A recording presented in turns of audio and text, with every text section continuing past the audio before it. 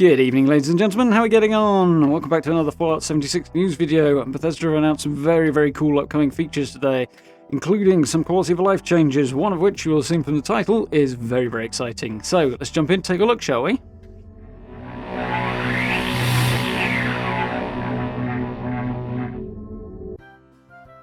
Hi folks, before we jump into the video, I just wanted to take a moment to tell you about Fallout for Hope. So as I'm sure you're well aware, 2020 has been rather a dark year, and with a view to ending it with a bit more of a ray of light, folks behind Chad, a Fallout 76 podcast, have got together with over 200 other Fallout creators and streamers to raise money for St. Jude's Children's Research Hospital. So if you don't know what those guys do, basically they research cures and treatments for children with life-threatening diseases like cancer, so it's a really great cause. So, from the 14th to the 20th of December across YouTube, Twitch and other platforms as well, all 200 plus of us will be playing games from the Fallout series to raise a bit of money for St. Jude's. If you'd like to support the campaign and support St. Jude's, you'll find a link down in the description. You'll also be able to pick them up on the streams during the week as well. And you'll also be able to find it, of course, on everybody else's channels as well. So, we do hope you join us in supporting this wonderful cause. Thank you very much. So, new Inside the Vault blog post, some very cool stuff in here. Very excited to see some of it. Starting off with the Scribe of Avalon, the new season, which starts on Tuesday, I believe it is, the 15th anyway. Looking forward to that. A load of new rewards to pick up. I'll go quickly through this one, as we've already covered those rewards in more detail in another video that I'll link somewhere up here for you. So if you want to check them out in a bit more detail, you can head over and do that. For now, let's have a look at what they've got for us today. So, a really cool logo for this, actually. I really like that. That's a really nice piece of art. They've absolutely been smashing it out of the park with their art lately, Bethesda, so that's really cool. Really pleased to see that. So, Scribe of Avalon, we've got a Darth, Yoda, E.T. vibe going on here, but I like that a lot. It's impressed.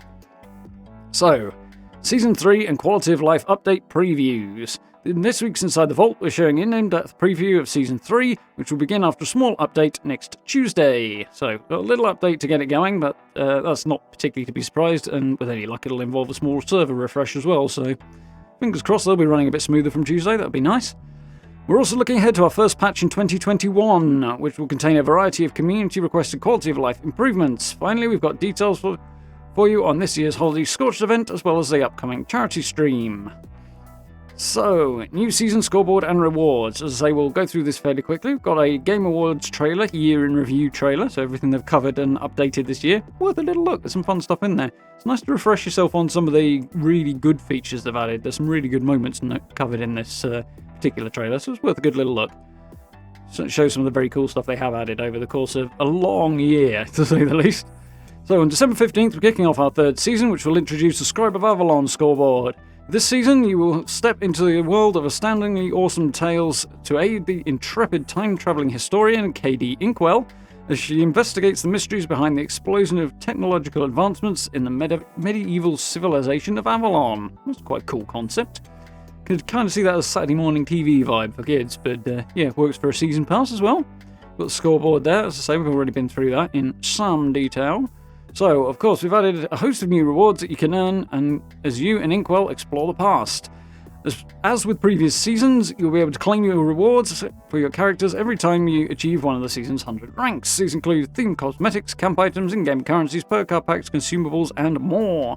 There are several new types of rank-up rewards like Light Allies, which are quite cool, which will be available for the first time. Finally, we've added a number of bonus rewards that Fallout First members can claim at certain milestones in addition to the standard rewards those ranks offer. So, we're going to touch back on that one again. We mentioned it in the previous video a few weeks ago now, but I know not everybody's entirely comfortable with the fact there are Fallout First rewards in here, but on the other hand, the number of extra things they've added into Fallout First since it launched just over a year ago now have been a bit limited. They've given new cosmetics and bits and pieces and so on and so forth, but adding this in is not surprising. It was talked about a lot around about the time the first season first launched, putting in a few extra little tidbits for Fallout First members to give them a little bit of extra encouragement.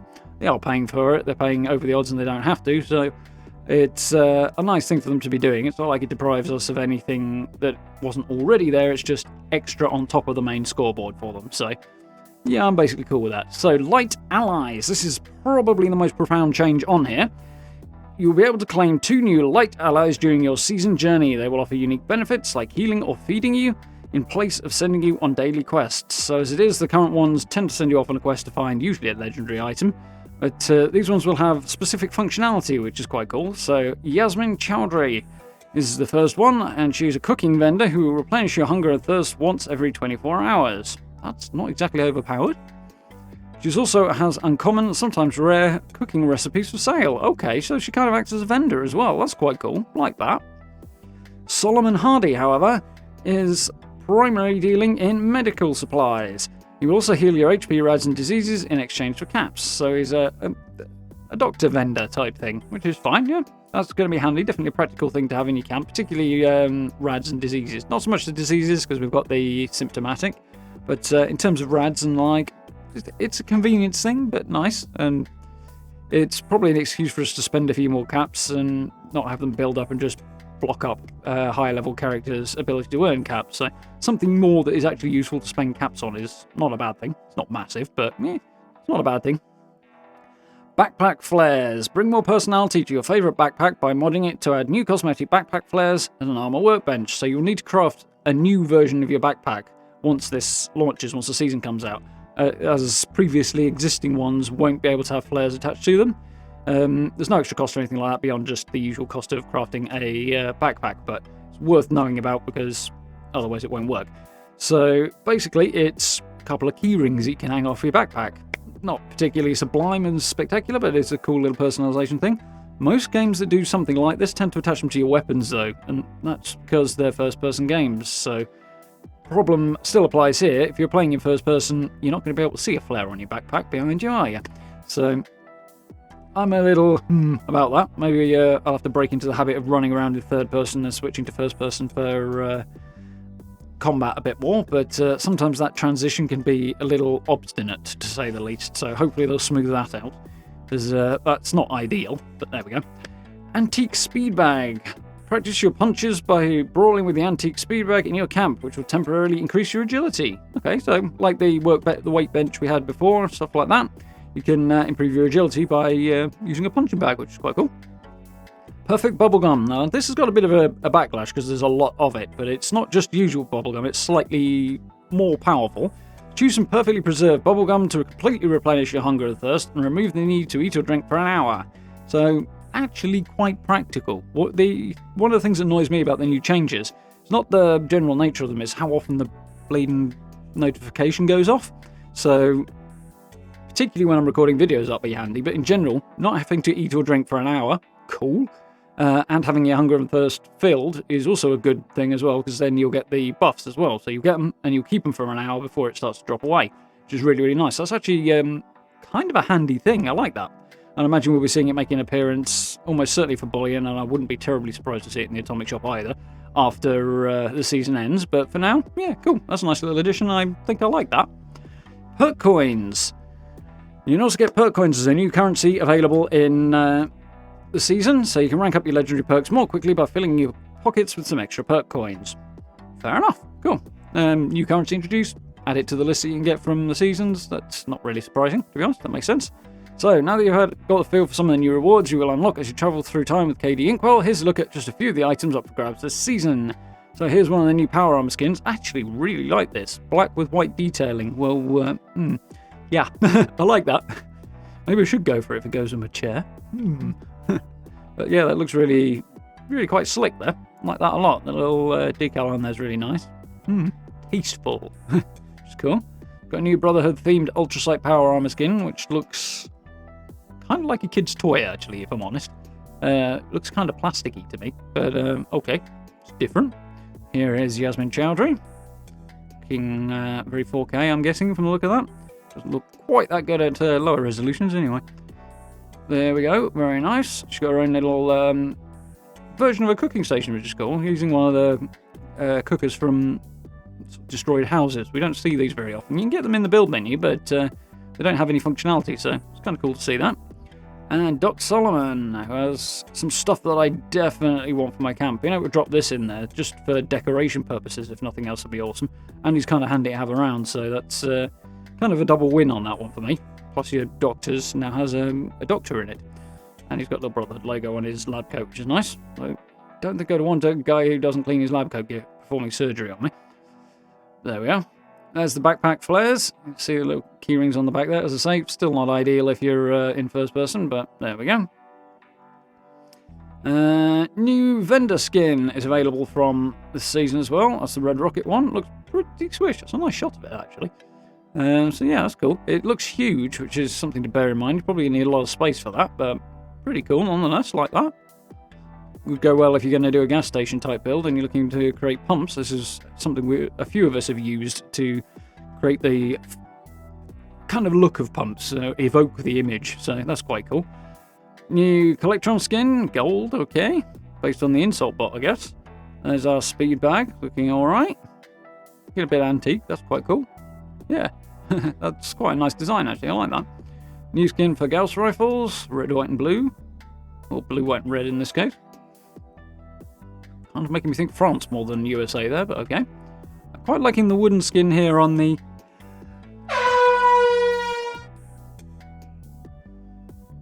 Sorry about that. Quite liking the wooden skin here on the handmade rifle as well. This design is... I have mixed feelings. It's a bit too chunky for my liking, just given the field of view and stuff like that. But yeah, quite nice. So, oh no, some cool rewards in there. I'm actually feeling a little bit more hyped than I was previously based on some of this now, so I'm quite looking forward to that. It's been good to see. So, quality of life updates. This is the big stuff that we're all most interested in. As 2020 draws to a close, we wanted to peer into the future to share an early look at some of the changes that are coming with our first update in 2021. The update is going to focus on a variety of quality of life improvements that have been common requests from the community. We've rounded up a few highlights to whet your appetite. So, definitely good to see a load of community requests coming in a nice sort of, I suppose it's a mini patch more than anything, but the January update, they're always welcome, these things. So, big flagship update, stash size increase. We're currently planning to increase the stash limit by 50% to a maximum of £1,200. So whether you stockpile weapons or armor, squirrel away your junk, or hoard perfectly preserved pies, you'll have much more space to continue collecting. So I have a slight concern here. The two major reasons behind Bethesda not doing this in the past have been server load, and they also wanted you to have to pick and choose a bit more what you took with you. Mods for backpacks and the like kind of eliminate the need to pick and choose so much. They free up the amount of carry weight you have anyway, so that wasn't really effective. I suspect there's an element of not being quite as objective as they could be. You know, you've got an idea that you like and a concept that you like, and you kind of cling on to it a bit too long, even when it's not working quite as hoped.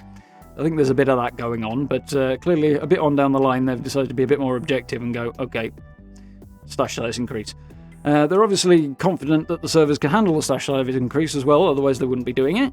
So that's good, but I really, really hope they're right, because post Steel Dawn the servers have not exactly been at optimal condition.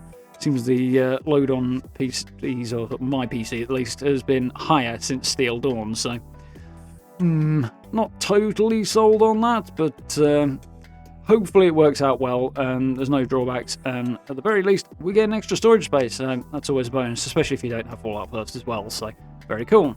This I actually really like. The next few changes are really cool. Stack weight. Speaking of weight, large stacks of items like food, chems and ammo can get quite heavy. Going forward, when you select any stackable item in your inventory, item details will show you the total weight of the stack to make it easier to see what's consuming your storage space. So as a little practical change, this is really quite nice. You kind of see it here in a bit more detail. So we've got 5 healing cells. They have a weight of 0.5 each with a stack weight of 2.5. And I swear blind I saw another one. Yeah, I did right here. So there you go. 537.38 rounds with an individual weight of 0.003 per bullet.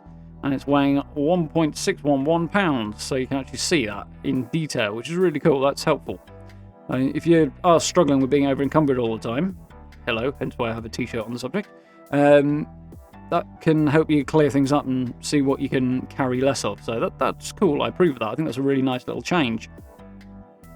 So, Pip-Boy updates. I think we've been after these for quite a long time. We're certainly, probably since Fallout 3 needed an overhaul, really, in terms of how it's organised. But these are a couple of nice changes that are a step in the right direction. There's probably room for further fine-tuning of it, but this is a good start.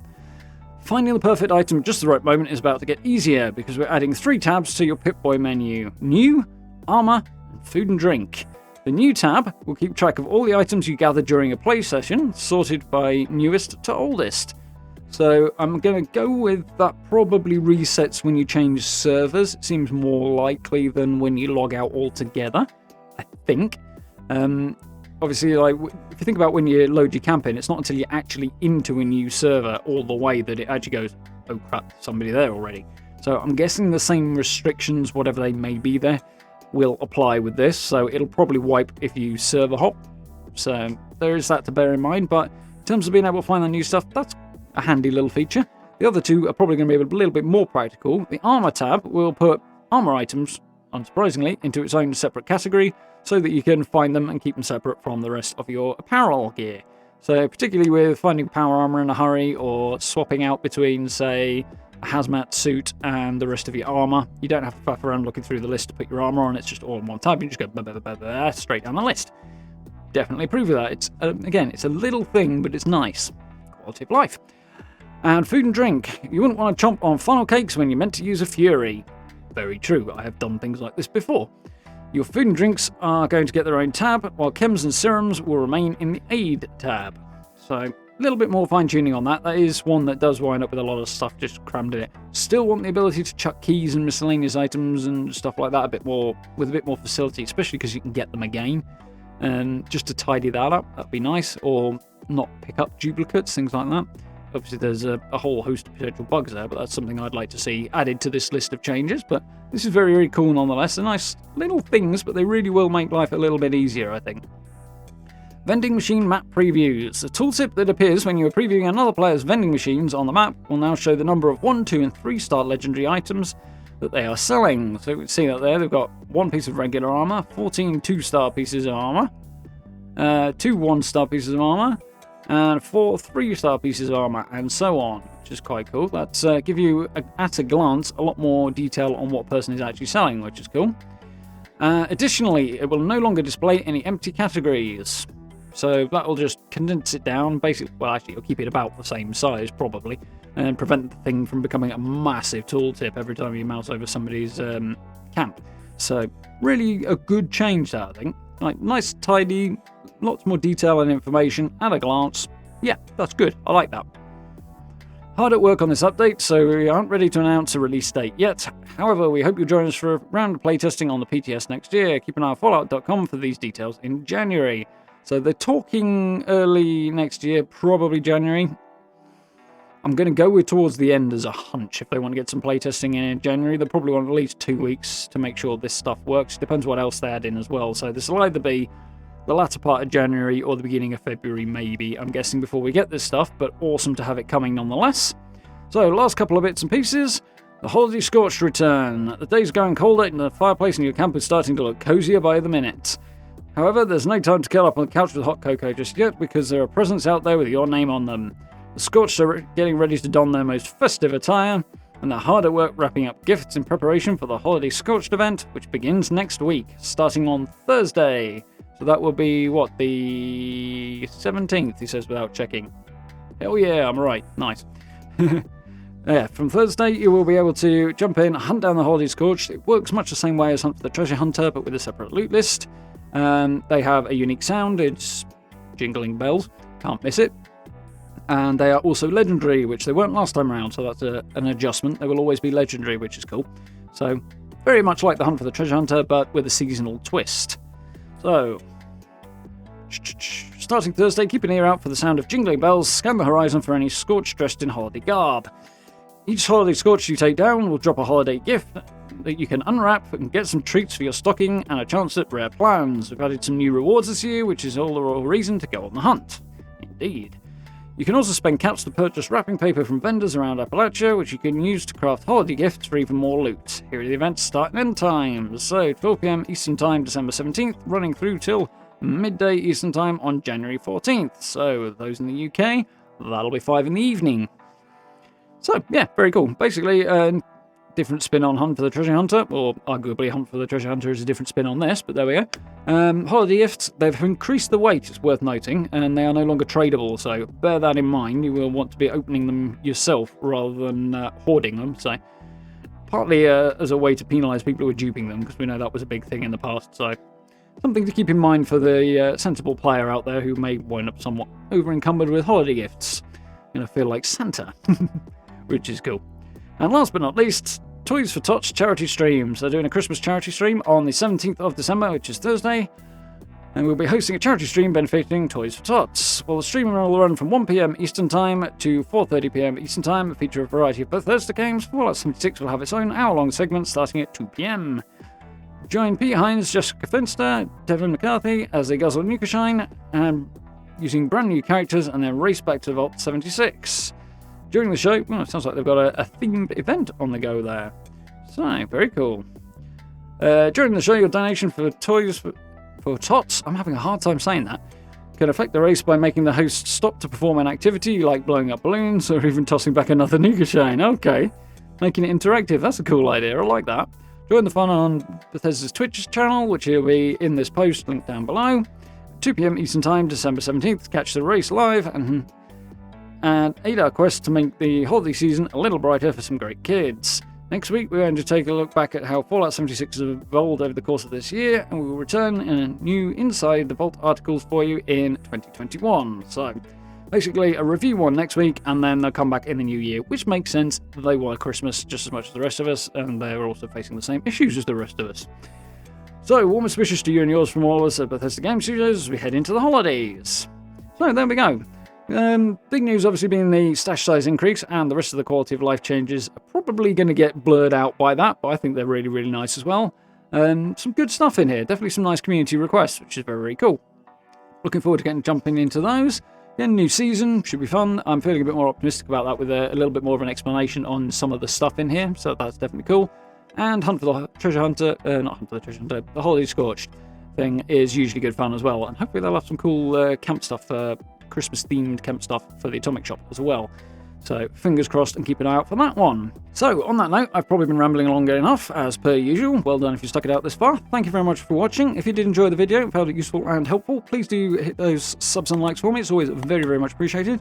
Down below, we have social media links, merch store, and channel memberships if you're interested in supporting the channel in that way.